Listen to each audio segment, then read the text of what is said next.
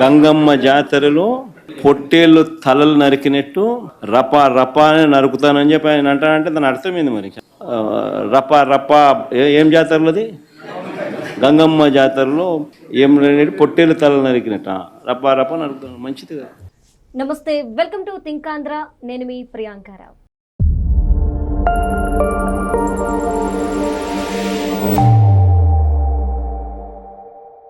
నేను మీకు ఇప్పుడు కొన్ని డైలాగ్స్ని చదివి వినిపిస్తాను. ఆ తర్వాత ఇవి దేనికి సంబంధించినవి అనేవి మాట్లాడుకుందాం. పొట్టేళ్లను నరికినట్టు నరుకుతాం నా కొడకల్లారా. 2029లో వైకాపా అధికారంలోకి వచ్చిన వెంటనే గంగమ్మ జాతరలో వేట తలలు నరికినట్టు రప్పా రప్పా నరుకుతాం ఒక్కొక్కరిని. రాజారెడ్డి రాజ్యాంగం పల్నాడు నుంచే మొదలు. అన్నొస్తాడు అంతు చూస్తాడు. I'm declaring the war Jagan 2.0.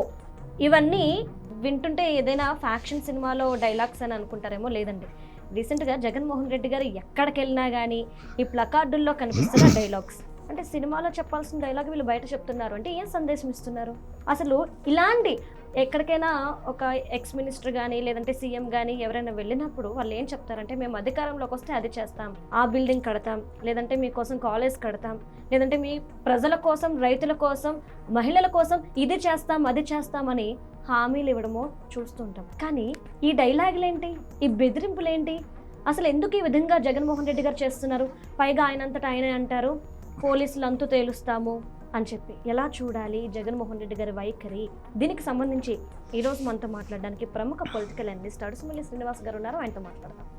నమస్కారం సార్. నమస్కారం అండి. సార్, ఇంతకుముందు నేను చెప్పాను రప్పా రప్పా నరుకుతామని. సినీ డైలాగులన్నీ ప్లకార్డులతో జగన్మోహన్ రెడ్డి గారి అభిమానులు వెంటేసుకొని తిరుగుతున్నారు. టీడీపీ వాళ్ళు ఒకరిని అరెస్ట్ కూడా చేశారు. అసలు ఏంటి సార్, ఎవరైనా ఒక మినిస్టర్ కానీ సీఎం కానీ ఎక్కడికైనా వెళ్తే మహిళల కోసం, రైతుల కోసం, ప్రజల కోసం ఏం చేస్తామో చెప్తాం. కానీ ఈ డైలాగులు ఏంటి, ఇవే ఏంటి? అసలు ఏం చెప్పాలనుకుంటున్నారు జగన్మోహన్ రెడ్డి గారు? అంటే మీకు ఏమవుద్దంటే, సాధారణంగా అతను వచ్చిన సందర్భం ఏంటి? పరామర్శ, ఒక విగ్రహావిష్కరణ అంట. అవును. పరామర్శ ఎవరికి, ఎందుకు, ఎప్పుడు జరిగిన సంఘటన, విగ్రహావిష్కరణ, విగ్రహం ఎవరిది, ఇది రావాలి ముందు.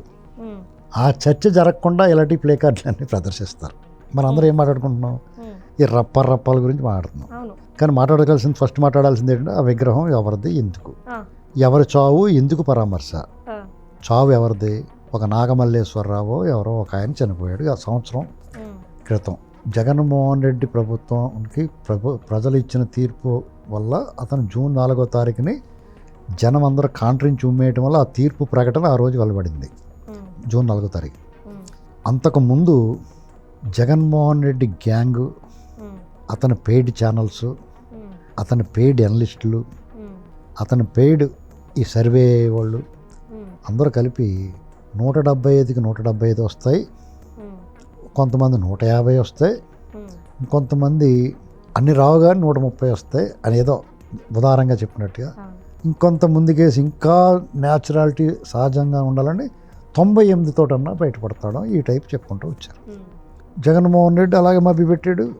ఓ పక్కన ఎమ్మెల్సీ ఎన్నికల్లో ముడ్డి మాడిపోయి కింద కారి జారిపోతున్నా కానీ సజ్జరామకృష్ణ మా వాటర్లో వేరే ఉన్నారంటాడు, తింగరమొఖం వాడు. ఇవన్నీ చూసి జనాలకి నేను బటన్ నొక్కానంట. బటన్ నొక్కితే నేను నొక్కుతాను, మోటార్ ఆన్ అవ్వాలి కదా, అక్కడ జనాలు డబ్బులు పడాలి కదా. అవి తెలియకుండా మభ్య పెట్టడంలో కొంతమంది మోసపోతారు, ఒక మాయలో పడతారు. వాళ్ళ బుద్ధి కూడా అచ్చమితలాడితే కాబట్టి లైక్ మైండెడ్, ఏకభావజాలం. దాంతో ఈ నాగమల్లేశ్వరరావు అన్నవాడు ఒక ఆ ఊరికి గ్రామ సర్పంచ్గా పనిచేసాడు. అతను వైసీపీలో ఉన్నాడు. జగన్మోహన్ రెడ్డి అంటే సేమ్ అలాగే ఆ ఓటం కూడా అలాగే ఉందేమో మరి, అందుకని పిచ్చి. అతను పెద్ద మనిషి అనుకుని అతని దగ్గర పందెం రాయిళ్ళు, ఈ ఎన్నికలకు సంబంధించి ఇరు పక్షాల వారు అతని దగ్గర డబ్బు పెట్టారు. ఇతను కూడా కొంత పందాలు కాసాడు. ఆరామస్తాన్ ఇలాంటి వాళ్ళు ఎవరో ఉంటారు కదా కొంతమంది, ఇలాంటి వాళ్ళు అందరినీ చూసుకుని ఆ సర్వేలు చూసి ఇతని దగ్గర పెట్టిన డబ్బును కూడా ఇతను కాసేసాడు. ఇతని తరపున టకాలమని బొమ్మ మారిపోయింది, బొమ్మ బొరిస అయిపోయింది. ఏం చెప్పాలో తెలియదు. వాళ్ళందరూ అడుగుతారు, ఇళ్ళ మీద వెళ్ళి అడుగుతారు కదా, నేను డబ్బులు పెట్టుకుని కంప్లైంట్ కూడా ఇస్తారు. వాళ్ళు బెట్టింగే తప్పు అయినా సరే ఇగో ఇలా జరిగి ఇంత మోసం చేయడు, చీటింగ్ కేసు పెడతారు. పోలీసులు పిలిపించి అడిగారు, అది రికార్డెడ్గా అధికారికంగా కేసు పెట్టడం లేదు. ఏంటో ఇది వాళ్ళు సెటిల్ చేసుకోవాలి బాబు వెళ్ళని చెప్తారు. అప్పటికే గవర్నమెంట్ మారి జస్ట్ రిజల్ట్ వచ్చి అన్నాడు అవ్వలేదు, ఇంకా ప్రమాణ స్వీకారం కూడా అవ్వలేదు. ఇతను ముఖం చూపించలేక మందు తాగేశాడు.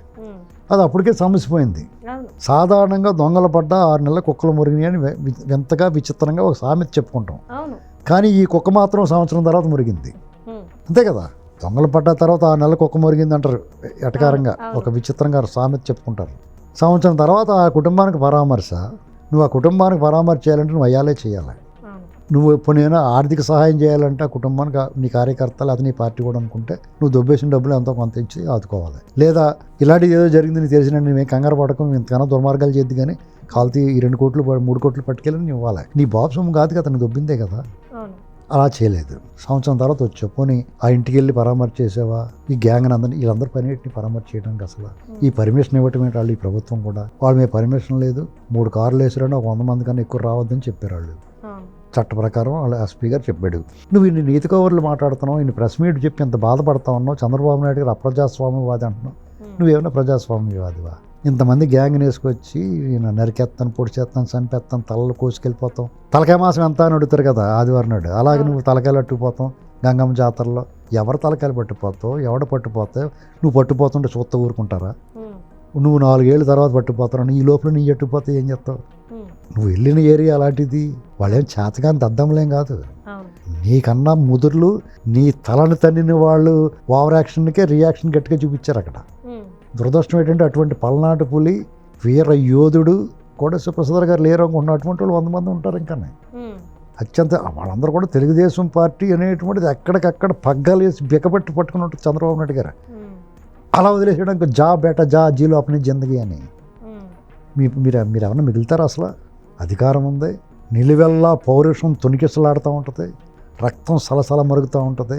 కారంపూడి పలనాడు ఏరియా, బ్రహ్మనాయుడు తిరిగిన బాలచంద్రుడు తిరిగిన ఏరియా, పౌరుషం బుస్స బుస్స బుస్స సలసలమని మరుగుతూ పొంగుతూ ఉంటుంది. అటువంటిది నువ్వు అక్కడికి వచ్చి ఓవర్ యాక్షన్ చేస్తావా? నీ గ్యాంగ్ చేత ఇలా మాట్లాడిస్తావా? పోనీ ఆ మాట్లాడిన వాళ్ళు ఎవరో గడికోట శ్రీకాంత్ రెడ్డి చేత మాట్లాడించు, బొగ్గన రాజేంద్రనాథ్ రెడ్డి చేత మాట్లాడించు. నువ్వు ఎవరి చేత మాట్లాడిస్తున్నావు? అమాయకులైన నీ మీద పిచ్చాభిమానంతో ఉన్నవాళ్ళు మాట్లాడితే వాళ్ళు అప్పెట్టుకుని నువ్వు ఆపాలి. అదే మానేసి వాళ్ళ చేత వాళ్ళు రేపు పోలీసులు కేసు పెట్టి వాళ్ళు డొక్క చించేస్తారు వాళ్ళకి. అదిగో లాభో దీపమంటే మళ్ళీ రావటానికి.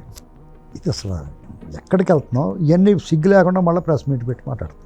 పాపం పసివాడు దేవినేని అవినాష్ ఎంతో అందగాడు, వలబినేని వంశీ, పిడుగుబడిన టెంకాయ మానులాగా ఉండే కొడాలి నాని కూడా ఆజానుభావుడు, అరవింద దళాయతాక్షుడు అని చెప్తాం వాళ్ళ గురించి. బుద్ధిమంతుడు, మంచివాడు చెవిరెడ్డి భాస్కర్ రెడ్డి అని చెప్తాం. ఇలా వీళ్ళందరూ దొంగోళ్ళు. ఎర్రచందనం, మద్యం, ఇసుక, మట్టి, మశానం, నీ శాంతం, నీ పెండా కూడా అన్నీ చేసిన వాళ్ళు వీళ్ళంతా. వీళ్ళ గురించి నువ్వు అరాచకం చేసినవాడిని, అవినీతి చేసినవాడిని, దుర్మార్గం చేసినవాడిని, బట్టలు ఇప్పుకుని చూపించినవాడిని, వీళ్ళందరినీ నువ్వు సమర్థిస్తావు. అసలు ఏం బతికిది? ఇవన్నీ చేసి మళ్ళీ కమ్మ సామాజిక వర్గం చంద్రబాబు గారు పట్టించుకోవట్లేదు, నా పార్టీలో ఉండకూడదని ఉండకూడదు.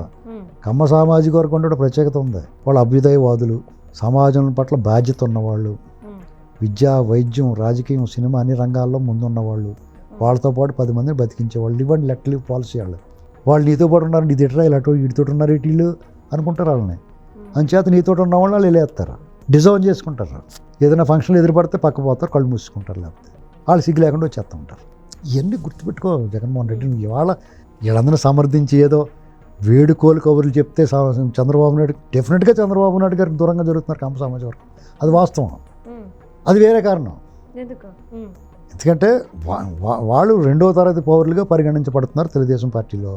అది వాస్తవం, అందరికీ అనుభవం అది. కాబట్టి వాళ్ళు ఒక గేట్ పేడిసి పక్కపోతున్నారు, దూరంగా జరుగుతున్నారు. అంతే తప్ప ఆ పార్టీని ద్వేషించరు, దాన్ని ఏం తిట్టరు. సమాజంలో ఎవరు మంచి వాళ్ళని కూడా వాళ్ళు ఎంకలు పోతాను చూస్తున్నారు వాళ్ళు. అంతేగాని ఏ సచిన రారు వాళ్ళు. నువ్వు ఎలా బతిమాలుతారు? కానీ నువ్వు చేసిన శాస్త్రాలు, అరాచకాలు, ఆగడాలు వాళ్ళు ఎందుకు మర్చిపోతారు? నిమ్మగడ్డ రమేష్ కుమార్ గారి గురించి నువ్వేం మాట్లాడు? ఒక రాజ్యాంగ పదవిలో ఉన్న స్టేట్ ఎలక్షన్ కమిషనర్ గురించి సామాజిక వర్గాన్ని ఆపాదించాను. జాస్తి కృష్ణ కిషోర్ గారి మీద కేసు పెట్టావు. ఈ రాష్ట్రం నుంచి ఒక తెలుగువాడు భారత ఉన్నత న్యాయస్థానం, అత్యున్నత న్యాయస్థానానికి ప్రధాన న్యాయమూర్తిగా అవకాశం వస్తే ఆయన మీద కేసు పెట్టావు నువ్వు. ఒక తెలుగువాడిగా తెలుగు జాతి గురించి నీకు గుర్తురాలా? ఆయన కులం గుర్తుకొచ్చింది. అసలు ఎలాంటి అవకాశం అది? ఇలాగా అనేక మంది విషయాల్లో నీకు కరోనా వస్తే కమరోనా అంటావా? ఒక వ్యాక్సిన్ని దానికి కూడా కులం ఆపాదిస్తావా?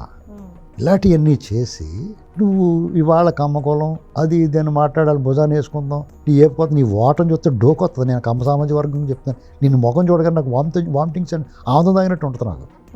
నాలాగా అనేక మందికి ఉంటుంది, ఏ అనుమానం లేదు. ఎందుకంటే నువ్వు అరాచకవాదివి, నువ్వు యాంటీ సోషల్ ఎలిమెంట్వి, ఈ సమాజంలో ఉండదగ్గ మనిషివి కాదు.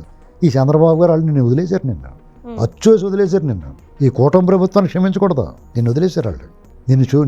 నిన్ను చూస్తే భయపడతారు ప్రజలు, ఆ భయం మీద వాళ్ళు చలిగాచుకుందామని చూస్తున్నారేమో. వాళ్ళు చేయాల్సిన పని ఏంటంటే నిన్ను వదలకూడదు బయటికి, నువ్వు చేసిన అరాచకాలను చెప్పాలి ప్రజలకి. డాక్టర్ సుధాకర్ విగ్రహం పెట్టాలి ఏరియా హాస్పిటల్కి నర్సీపట్నంలో, నాగమ్మ హత్య గురించి చెప్పాలా, సల్మాన్ కుటుంబం ఆత్మహత్య ఎలా చేస్తున్నారు, ఎందుకు చేసుకున్నారు, నీ వల్ల నీ మిస్బా గురించి ఏం జరిగింది చెప్పాలా, నందం సుబ్బయ్య గురించి చెప్పాలా, తోట చంద్రయ్య గురించి చెప్పాలా, డ్రైవర్ సుబ్రహ్మణ్యం విగ్రహం పెట్టాలి, ఆడు చేసిన అరాచకం గురించి చెప్పాలి, శివప్రసాద్ శిరో ముండనం గురించి చెప్పాలా, రైతులకు సంఖ్యలు వేసిన దళితుల మీద ఎస్సీ ఎస్టీ కేసు పెట్టి దళితుల మీద ఇది విషయం చెప్పి నీ అరాచకాలు, అకృత్యాలు, దుర్మార్గాలు ఇవన్నిటి ప్రజలు నిత్యం గుర్చే డాక్యుమెంటరీలు తీసి వదిలేయాలి జనం మీదకి. ప్రధాన కూడల్లో ఫ్లెక్సీలు పెట్టేయాలా, డిజిటల్ ఫ్లెక్సీలు పెట్టాలి. అవసరమైతే అమెరికా టైమ్స్ స్క్వేర్ సెంటర్లో కూడా నీ అరాచకాలని సినిమా కింద వచ్చేస్తూ ఉండాలి.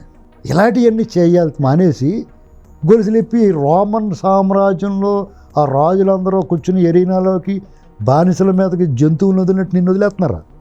అలా భయపడతారేమో జనం, నీ జోలికి రాకుండా నీ దగ్గర రాకుండా ఉంటారు అనుకుంటా. అది నిజమే, నువ్వు కనపడిన అన్నీ జనం అందరూ బెంబేలు ఎత్తిపోయి చంద్రబాబు గారు రేపుకి వెళ్ళిపోతారు. ఈడొస్తాడు కానీ తప్పు కదా, అది తప్పది. కూటమి ప్రభుత్వం కరెక్ట్ కాదు. ఎందుకంటే నిన్ను అసలు రానివ్వకూడదు బయటికి. రప్ప అంటే ఎవరు నరుకుతారు, ఎందుకు నరుకుతారు చెప్పరా అని చెప్పి నిన్ను అరెస్ట్ చేసేయాలి ముందు. ఇంకా నీకు టైం ఇచ్చారు కానీ నువ్వు మాట్లాడుతున్నావు వాళ్ళు. నువ్వు మాట్లాడతాం తప్పు, ఎలాగో తప్పు కాదు. ఎందుకంటే వాళ్ళు టైం ఇచ్చారు, వాళ్ళదే తప్పు. నేను రాత్రి నేను రమ్మంటున్నాడు సిఐడి చీఫ్, నువ్వు రా మోకాళ్ళ మీద కూర్చో అని చెప్పాలి. నీకు గోడ కూర్చేయించాలి అంబటి రాంబాబుతో సహా అందరినీ, నీ పక్కన నిలబడ్డ వాళ్ళందరినీ. వీళ్ళు ఎందుకు ఆలోచిస్తున్నారు, ఇలా ఆలోచించినందుకు ఈ ప్రజలకు ఆందోళన తగ్గుదాం, బీపీలు రేజ్ అయిపోతూ ఉంటాయి, నిద్ర పట్టదాం ఎవరికైనా. ఆ కొండ సెలవుని ఇంట్లో వేసుకుని ఏమన్నా పడుకుంటాడా? కొండ సెలవు కంటే నువ్వు 1000 రెట్లు ప్రమాదకారివి. సిగ్గు లేకుండా, అస్సలు బెరుకు లేకుండా బరి తెగించి మాట్లాడి నువ్వు అబద్ధాలు. ఇవాళ ఎంత తెగించాడంటే కమ్మ సామాజిక వర్గాన్ని ఉద్ధారకుడిగా మాట్లాడుతున్నావంటే నీకు ఎంత సిగ్గు లేదో, నీకైనా సిగ్గు ఉండాలి, నీ వెనకాల ఉన్న కమ్మాళ్ళకైనా సిగ్గు ఉండాలి. Thank you so much.